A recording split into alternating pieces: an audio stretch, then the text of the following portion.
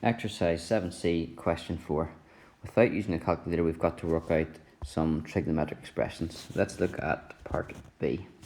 We've got sine pi over 4, multiply that by cos of pi over 4. Because the angle involved is pi over 4, let's look at the triangle. It's an isosceles triangle with angle pi over 4. 1, 1, which makes the hypotenuse root 2. Sine of pi over 4 is then 1 over root 2, opposite over hypotenuse, and cos theta is also 1 over root 2, adjacent over hypotenuse. That gives you 1 times 1 in the numerator, root 2 times root 2 is 2, so that is it. Done. Let's go to something a bit more complicated, something like D. We've got to work out here cot of minus pi over 2 and then cosec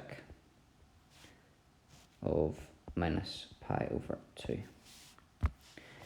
The triangle is no good because these are 90-degree angles, so really you have to look at the graphs to help you with these ones.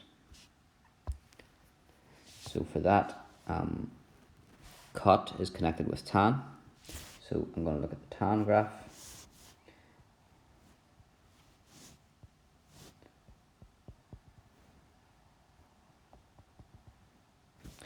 And remember that's pi.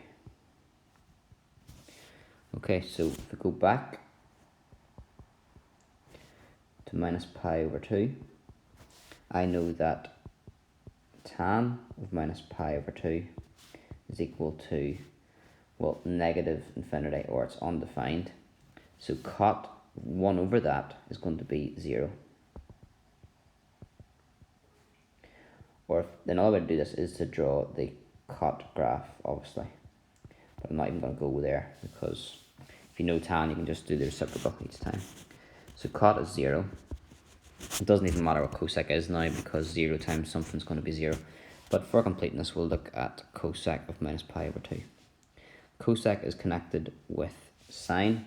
So here's your sine graph. And it'll go backwards that way. Minus pi over 2 is here.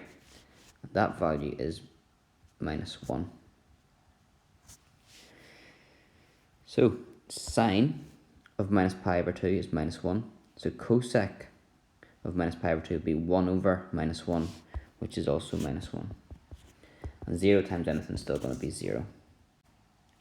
Hopefully that shows you the approach to take for those questions. You're either using the graphs or you're using the special case triangles.